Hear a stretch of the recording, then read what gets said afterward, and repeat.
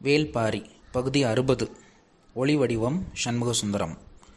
பொழுது விடிந்து நீண்ட நேரமாகிவிட்டது. நண்பகல் கடந்த சிறிது நேரத்திலேயே ஒளி அகன்றுவிடும். எனவே வேகமாக நடக்க வேண்டும் என முடிவு செய்து குகையை விட்டு வெளியேறினர். இரவு முழுவதும் கடுமழை பெய்ததால் சரிவில் நடந்து மேலேறுவது எளிதல்ல என்று தெரியும். கவனமாக நடந்து செல்ல துணிந்தனர். மலையெங்கும் இருந்து நீர் உற்று கசிந்து கொண்டே இருந்தது. நீரோடும் பாறையை அழுத்தி மிதித்தாலும் வழுக்கும், அழுத்தாமல் மிதித்தாலும் வழுக்கும். பாறையின் செதில்கள் எப்படி இருக்கின்றன என்பதை பொறுத்தே காலடியை முன்னெடுக்க வேண்டும். பாறைகளை கடக்கும் போது பாரி முன்னால் நடந்தான். பாறையின் தன்மை அறிந்து ஆதினிக்கு வழிகாட்டி சென்றான். மண்ணை மிதித்து நடக்கும் போதும் அதே அளவு கவனம் தேவை. பல நேரம் ஆதினியை முன்னால் நடக்க வைத்து பின்னால் வந்து கொண்டிருந்தான். இறங்கும் நீரையும் பாறையையும் மண்ணையும் வேர்களையும் குனிந்து பார்த்தபடியே நீண்ட நேரம் நடந்து கொண்டிருந்தாள் ஆதினி. எங்கும் நீர் இழுத்து ஓடியபடியே இருக்க தொடர்ந்து நடப்பது மிகவும் கடினமாக இருந்தது. சற்றே ஓய்வு தேவைப்பட்டது. ஓரிடத்தில் நின்று இளைப்பாறியபடி பார்வையை எல்லா பக்கங்களிலும் ஓடவிட்டாள் ஆதினி. அப்பொழுதுதான் ஆபத்தின் அளவு புரிந்தது.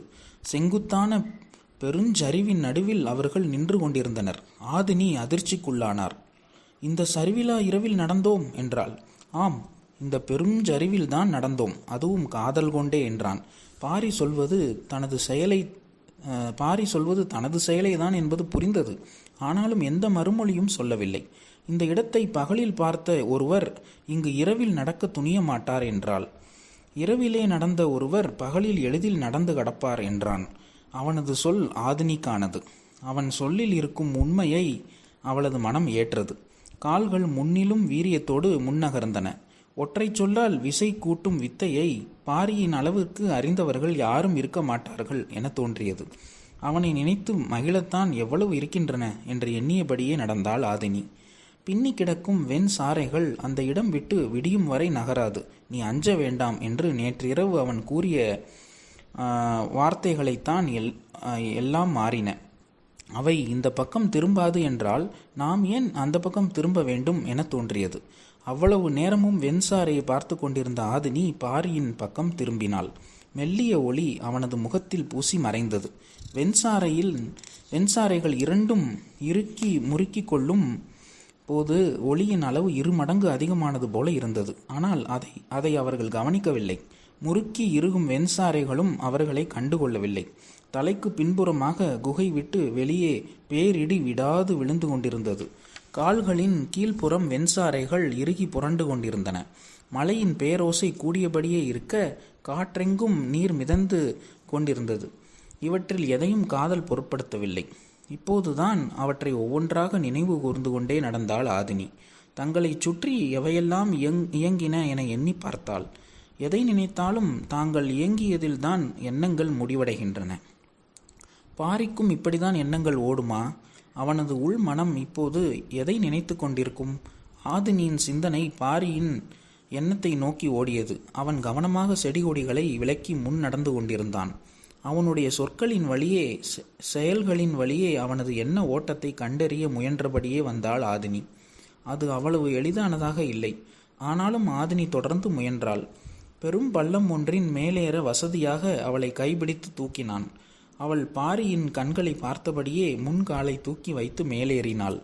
அந்த கண்களில் எதையும் கண்டறிய முடியவில்லை. ஆண்களின் கண்கள் மொழியற்றவையோ என தோன்றியது.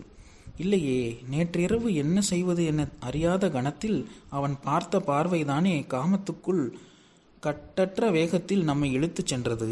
பெண் கண் சொருகும் போது தொடங்கும் ஆட்டம் ஆண் கண் செருகி இருக்கும்போது முடிவுறுகிறது என சொல்ல கேட்டுள்ளேன். ஆனால் இவையெல்லாம் யாரால் பார்த்தறிய முடியும்? மற்றவர்கள் பார்க்க முடியாது, சம்பந்தப்பட்டவர்களால் பார்க்கவே முடியாது. அப்புறம் எப்படி இவையெல்லாம் கதைகளால் சொல்லப்படுகின்றன? மனதுக்குள் எண்ணியபடியே நடந்தாள் ஆதினி. குறுகிய பள்ளத்தில் நீரின் வேகம் சற்றே கூடுதலாக இருந்தது. முதலில் அதை கடந்த பாரி அவள் கடப்பதற்கு கை கொடுத்து இழுத்தான். அவள் கடந்து வந்ததும் முன்னே நடக்க விட்டு பின்தொடர்ந்தான். அப்போதுதான் கவனித்தான். ஆதினியின் முதுகில் சிறிய சிறிய கீறல்கள் கோடுகளாய் அங்கும் இங்குமாக இருந்தன. கற்படுக்கையால் இப்படி நேர்ந்து விட்டதே என கவலை கொண்டான். மழை பெய்து குளிர் நீங்காமல் இருப்பதால் எரிச்சல் தெரியாமல் இருக்கிறது. கோடை காலமாக இருந்தால் கடும் எரிச்சல் இருந்திருக்கும் என எண்ணியவனுக்கு அதன் ஆபத்து அப்போதுதான் புரிய வந்தது. இப்படியே போனால் இவள் தோழிகள் கேள்விகள் கேட்டே இவளை திணறடித்து விடுவார்களே என்று. என்ன நடந்திருக்கும் என்பது எல்லோருக்கும் தெரியும். எப்படி நடந்திருக்கும் என்பதை தெரிந்து கொள்வதில்தான் எல்லோரின் விருப்பமும் இருக்கும். இது போன்ற தடயங்கள் தான் அவர்கள் பயன்படுத்தப் போகும் ஆயுதங்கள். நிலைமை ஆதினியால் சமாளிக்க முடியாத அளவுக்கு இருக்கும். ஏனென்றால் அவளது முதுகில் இருக்கும் தடயங்கள் அவ்வளவு. இதை பற்றி தெரியாமல் ஆதினி ஏதோ சிந்தனையில் நடந்து போய் கொண்டிருக்கிறாள் என்று நினைத்த பாரி, நீ சிறிது நேரம் இங்கே இரு, நான் அருகில் இருக்கும் செம்பாறை வரை போய் வருகிறேன் என்றான். ஏன் என கேட்டாள் ஆதினி. உனது முதுகு முழுவதும் பாறையின் செதில்களால் கீறப்பட்ட கோடுகளும் தடயங்களும் நிறைய இருக்கின்றன. தோழிகள் பார்த்தால் கேலி செய்வார்கள் என்றான். அவள் முற்றிலும் எதிர்பாராத ஒன்றை பற்றி பாரி பேசினான். அவனது சொல்லில் இருப்பது அளவிட முடியாத காதல். அதனால்தான் அடுத்த கணமே அது உள்ளுக்குள் இன்பத்தை சுரக்கிறது. அவன் காமத்தின் தடயங்களை மறைக்க பார்க்கிறான். அந்த கணத்தை கற்பனையில் கூட அடுத்தவர் நெருங்கக்கூடாது என தவிக்கும் ஆணின் தவிப்புதான் காதலின் ஆகச் சிறந்த பரிசு என அவளுக்கு தோன்றியது. அவனது சொல்லை கடக்க முடியாமல் நின்றிருந்த ஆதினியை பார்த்து பாரி சொன்னான். செம்பாறையின் ஓரம் இழுத்தோடும் நீரில் பொன் போல மின்னும் மண் துகள் படிந்திருக்கும். அந்த மண் துகளை எடுத்து வந்து முதுகில் பூசி விடுகிறேன். அது ஒளியை மினுக்கி கொண்டிருக்கும். பார்ப்பவர்களுக்கு மினுக்கும் ஒளிதான் தெரியுமே தவிர முதுகில் உள்ள கீறல்கள் எளிதில் தெரியாது என்றான் பாரி. நுனி நாக்கால் மேல் உதடை தொட்டு நனைத்து கொண்டாள். சிரிப்பை மறைக்க அவளுக்கு வேறு வழி தெரியவில்லை. ஆனால் பாரி கண்டறிந்தான். ஏன் சிரிக்கிறாய் என்றான். முதுகெல்லாம் ஏன் பொன் மணல் படிந்திருக்கிறது என கேட்டாள் என்றாள். படுத்திருக்கும் போது ஒட்டி இருக்கும் என சொல் என்றான். அதனால்தான் பாரியின் முதுகில் பொன் மணல் ஒட்டவில்லையோ என கேட்பார்கள் என்றாள். ஒரு கணம் திகைத்து போனான். அவன் முகத்தில் ஏற்பட்ட அதிர்ச்சியை கண்டு மகிழ்ந்து சிரித்தாள். அடுத்தடுத்து எழும் வினாக்கள் நோக்கி அவள் உள்ளே போய்க் கொண்டிருந்தாள். திகைத்த இடத்திலே பாரி நின்று விட்டான். கேலி விளையாட்டில் பெண்கள் செல்லும் ஆழம் ஆண்களால் அறிய முடியாதது இது. பெண்கள் தங்களுக்கு தாங்களே உருவாக்கி கொண்ட கலை இன்பம். அதனால்தான் எழப்போகும் வினா பாரிக்கு திகைப்பை உருவாக்கிய கணமே ஆதினிக்கு சிரிப்பை உருவாக்கியது. தோழிகள் கேட்கப் போகும் வினாக்களுக்குள் நுழைந்தபோது அவளது சிந்தனை திக்குமுக்காடியது. வெண் சாறைகளின் நிழலில் எங்களின் காமம் நிகழ்ந்தது என சொன்னால் நிலைமை என்ன ஆகும்? வேளிர்குலம் முழுக்க தலைமுறையாக இந்த கதை நிலைத்துவிடும் என அவளுக்கு தெரியும். எத்தனை தலைமுறைகளானாலும் முதுகில் கீறல் கொண்ட இளம் பெண்கள் இந்த வினாவிலிருந்து தப்பவே முடியாது. காலமாக பாரியின் குறியீடாக பதில்கள் சொல்லப்பட்டு கொண்டே இருக்கும். அவன் செய்ய போகும் செயல் எல்லா இளம் பெண்களின் முதுகிலும் படிந்துவிடும் என நினைத்தபடி பாரியின் கையை பிடித்து, பொன்மணல் துகள் வேண்டாம், தோழிகளை நான் பார்த்து கொள்கிறேன் என்றாள் ஆதினி. அவள் சொல்வதை ஏற்பதை தவிர வேறு வழி இல்லை. என்ன சொல்லி சமாளிப்பாள் என சிந்தித்தபடியே அவன் நடந்தான். அவனுக்குள் வினாக்கள் தொடர்ந்து எழுந்த வண்ணம் இருந்தன. ஆனால் எண்ணங்கள் கேட்க விடாமல் தடுத்து கொண்டே இருந்தன. சிறு பாறையின் மேலே ஏறி அவளை கைபிடித்து தூக்கிவிட்டான். மேலேறியவுடன் நிமிர்ந்து பார்த்தாள் ஆதினி. எதிரில் சமவெளி விரிந்து கிடந்தது. செங்குத்தான பெருஞ்சரிவை அதற்குள் ஏறி கடந்து விட்டோமா? வியப்பு குறையாமல் முன்னும் பின்னுமாக திரும்பி பார்த்தாள். அவளால் நம்பவே முடியவில்லை. வியப்போடு பாரியை பார்த்தாள். அவன் உள்ளும் வெளியுமாக இயக்கும் விதம் மேன்மேலும் வியப்பூட்டுவதாக இருந்தது. கதிரவன் எதிர்குன்றின் பின்னால் மறையத் தொடங்கினான். இருவரும் சிறிது தொலைவு சமவெளியில் நடந்து சென்றனர். எதிரில் சிறு மேடு ஒன்று இருந்தது. இந்த மேடேறி இறங்கினால் கீழ்த்திசையில் நாம் நிறுத்தி வந்த தேர் இருக்கும். நான் குதிரைகளை கண்டறிந்து வருகிறேன். அதுவரை நீ இங்கேயே இரு என்று சொல்லி நடந்தான். காற்று சற்றே அதிகரிக்கத் தொடங்கியது. மாலையானதும் இன்றும் கடுமழை வரப்போகிறது என சிந்தித்தபடியே குதிரைகளை பிடித்து வர விரைந்தான் பாரி. ஆதினி அவன் வரும் வரை மரத்தடியில் அமர்வோம் என நினைத்து அருகில் இருந்த செங்கிலுவை மரத்தின் அருகே போய் உட்கார்ந்தாள். குதிரைகளை நோக்கி விரைந்த பாரி ஏதோ எண்ணம் தோன்ற திரும்பி ஆதினியை பார்த்தான். அவள் அப்போதுதான் செங்கிலுவையில் சாய்ந்தாள். மரத்தை விட்டு விலகி வந்து ஓய்வெடு, நான் விரைந்து வருகிறேன் என்று சொல்லியபடி ஓடினான். அவள் மரம் விட்டு நீங்கினாள். அருகில் இருந்த சிறு பாறையின் மீது உட்கார்ந்து மரத்தை பார்த்தாள். ஏன் அதன் அருகே உட்கார வேண்டாம் என்று சொன்னான் என்று சிந்தித்தபடி இருந்தாள். சற்று நேரம் கழித்து குதிரைகளோடு வந்தான் பாரி. இருவரும் பேசியபடியே குன்றின் மேல் நடந்தனர். குதிரையை தொட்டு வருடும் ஆசையை அவளால் கட்டுப்படுத்த முடியவில்லை. கை கூசியபடி அதனுடைய முதுகை வருடிக்கொண்டே கேட்டாள், ஏன் மரத்தை விட்டு அகலச் சொன்னீர்கள் என்று. காற்று பலமாக அடிக்கத் தொடங்கியது. அந்த மரம் பெரும் காற்றை தாங்காது, அதனால்தான் உள்ளே தள்ளி உட்கார சொன்னேன் என்றான். பார்த்தால் வலிமையான மரம் போலதான் தெரிந்தது, அதனால்தான் அருகில் போனேன் என்றாள். மலை உச்சி மரங்களின் தன்மையை கணிப்பது சற்றே கடினம், எளிதில் நம்மை ஏமாற்றிவிடும் என்றான். நீங்கள் எப்படி கண்டறிந்தீர்கள் என்றாள். உதிரும் அதன் இலையை வைத்துதான் என்றான். இலையை வைத்தா? ஆம், இலையில்தான் மரத்தின் குறிப்பு இருக்கிறது என்றான். குதிரை மீது இருந்த கையை விலக்கி அவனை பார்த்தாள். பாரி சொன்னான், உதிரும் இலையின் நுனிப்பகுதி கீழ் நோக்கி வருகிறதா, அடிப்பகுதி கீழ் நோக்கி வருகிறதா, அல்லது சம எடையுடன் காற்றை வெட்டி வெட்டி மிதந்து வருகிறதா என்பதை இலையின் கீழ்ப்புறம் உள்ள நரம்பின் தன்மையே தீர்மானிக்கிறது. மரங்களுக்கு வயது ஆக ஆக நரம்பின் பிடிமானமும் கன அளவும் மாறும்.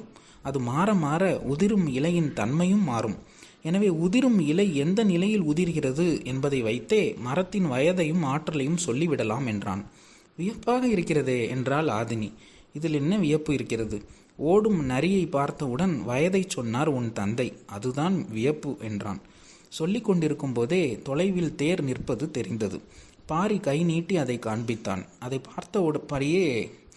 பார்த்தபடியே ஆதினி கேட்டாள், தேரின் நேர் எதிர் திசையில்தானே கீழே இறங்கினோம், இப்பொழுது இடப்பக்கமாக ஏறி வருகிறோம் என்றாள்.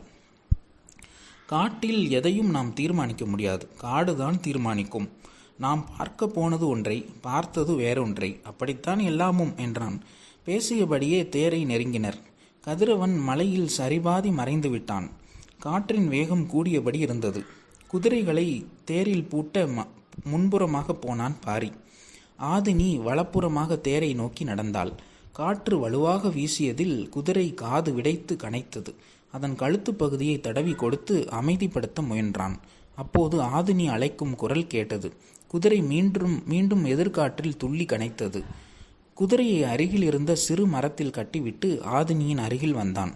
அவள் தேர் சக்கரத்தின் அருகில் உட்கார்ந்து எதையோ பார்த்து கொண்டிருந்தார். அங்கு உட்கார்ந்து என்ன செய்கிறாள் என்று எண்ணியபடி அருகில் வந்தான் பாரி. தேர் சக்கரத்தின் ஆரக்காலில் முல்லை கொடி ஒன்று முழு சுற்றி தலையை வெளிப்புறமாக நீட்டியபடி இருந்தது. இன்னொரு கொடி பக்கத்தில் இருந்த ஆரக்காலில் பாதி சுற்றி தலை நீட்டி இருந்தது. அருகில் வந்த பாரி அதை பார்த்தான். கொடியின் தளிர் காற்றுக்கு அசைந்தபடி ஆரக்காலை தழுவி இருந்தது. ஆதினியின் முகத்தை பார்த்தான். சற்றே பதற்றத்தோடு இருந்தாள். தேரை எடுத்தால் இரு கொடிகளும் அருந்துவிட வாய்ப்புள்ளது. இந்த முல்லை கொடியை பக்குவமாக பின்னோக்கி சுழற்றி வெளியில் எடுத்து விடலாமா என கேட்டாள் ஆதினி. பாரி எதுவும் சொல்லாமல் முல்லை கொடிகளையே பார்த்து கொண்டிருந்தான். காற்று பெரும் வேகத்தோடு வீசியது. நின்றிருந்த தேர் சற்றே அசைந்து கொடுத்தது. சட்டென சக்கரத்தை இறுக பிடிக்க முயன்றாள் ஆதினி. ஆனால் பாரியின் கை அதை பிடித்து கொண்டிருந்தது. இது நிகழ்ந்து கொண்டிருக்கும் பொழுது குன்றுக்கு பின்னால் சடசடவென பேரோசை ஒன்று கேட்டது. அதிர்ந்து திரும்பினாள். திரும்பாமலே பாரி சொன்னான், அந்த செங்கிலுவை மரம் விழுந்து விட்டது என்று. ஆதினிக்கு பதற்றம் இன்னும் அதிகமானது. விழுந்த மரத்தில் அடைந்திருந்த பறவைகள் கலைந்து வெளியேறும் ஓசை எழுப்பின. அதை கவனித்தபடியே ஆதினியிடம் சொன்னான், இலையில் மரத்தின் குறிப்பு இருந்ததைப் போல இந்த முல்லை கொடிகளில் இருக்கும் குறிப்பு என்னவென்று பார் என்றான். அவள் முல்லை கொடிகளை உற்று பார்த்தாள். சக்கரத்தின் ஆரக்காலை முழுமையாக சுற்றிய கொடி தலையாட்டியபடி அவளை பார்த்து கொண்டிருந்தது. அது ஆரத்தை சுற்றி இருக்கும் விதத்தை கவனித்தாள். எங்கோ பார்த்தது போல் இருந்தது. எங்கே என்று சிந்தித்தபோது வெண் சாறைகளின் நினைவு வந்தது. அதே பின்னல் கொண்டு வளைந்து மேலேற முயன்றது முல்லைக்கொடி. பக்கத்து ஆரத்தின் மீதும் அதே முயற்சியை செய்து கொண்டிருந்தது இன்னொரு கொடி. கூர்ந்து பார்த்து கொண்டிருந்த ஆதினியின் கண்கள் கலங்கின. பாரியை திரும்பி பார்த்தாள். அவன் கண்கள் எண்ணில்லா சொற்களை பேசின. ஆண்களின் கண்களை படித்தறிய வேறு வழியுண்டா என மனம் பதறியது. ஆனாலும் தொடர்ந்து முயன்றாள். இடப்புறம் இருப்பதுதான் நானா என்று ஆதினியின் ஆள் மனம் கேட்க, இல்லை, வலப்புறம் இருக்கும் கொடிதான் உனது சாயலில் தலை சாய்ந்தே இருக்கிறது என்று பாரி சொல்ல, மனதுக்குள் நீங்கா உரையாடல் நிகழ்ந்து கொண்டிருந்தது.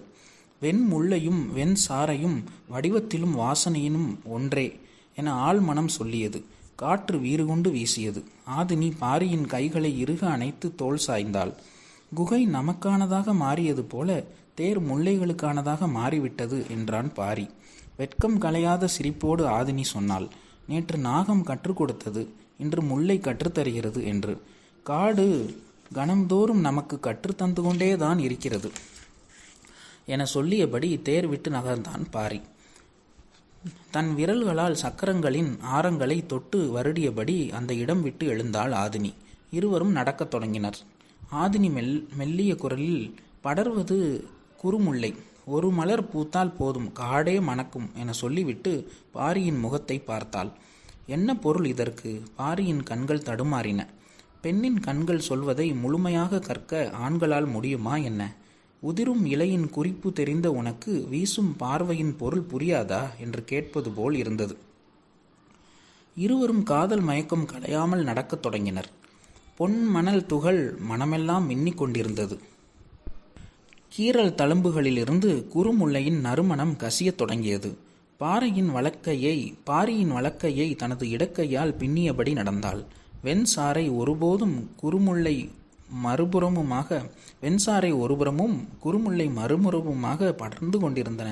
இருவரும் எவ்வியூர் நோக்கி நடந்தனர். இன்றும் ஐவகை குறிஞ்சியில் மலர் படுக்கை அமைத்திருப்பர். ஆனால் மலராத முல்லையின் மனமேந்தி சுடரின்றி பரவும் ஒளி ஏந்தி வந்து கொண்டிருக்கும் இந்த காதலர்களின் இரவை மற்றவர்களால் எது கொண்டு அலங்கரிக்க முடியும்? போகும்போது கட்டி போட்டிருந்த குதிரைகளை கையில் பிடித்து கொண்டு நடந்தனர். இரு குன்றுகளை தாண்டிய போது எதிரில் பாணர் கூட்டம் ஒன்று வந்து கொண்டிருந்தது. எவ்வியூர் வந்து திரும்பும் பாணர்களை வீரர்கள் அழைத்து கொண்டு போயினர். பாரி தேரில்தானே வந்ததாக சொன்னார்கள், இப்போது குதிரைகளை கையில் பிடித்து கொண்டு நடந்து போவானேன் என்று ஒரு பாணன் கேட்க, அதோ தேர் அங்கே நிற்கிறது, அருகில் போய் பார்த்தால் காரணம் தெரிய போகிறது என்று இன்னொரு பாணன் சொன்னான். முல்லைக்கு தேரை கொடுத்ததாக பாணர்கள் பாடினார்களே, அது உண்மையா என்று கபிலர் கேட்டதற்குத்தான் இந்த முழு கதையையும் பாரி சொல்லி முடித்தான். கேள்வி என்னவோ முல்லை கொடியை பற்றித்தான். ஆனால் பாரி தனது திருமண காலத்திலிருந்து நடந்ததை விளக்கியதற்கு காரணம் காளம்பன் அனைத்தையும் அறிந்து கொள்ள வேண்டும் என்பதுதான். சோமபூண்டின் பானம் இருந்தும் அன்று யாரும் ஒரு குவளை கூட குடிக்கவில்லை.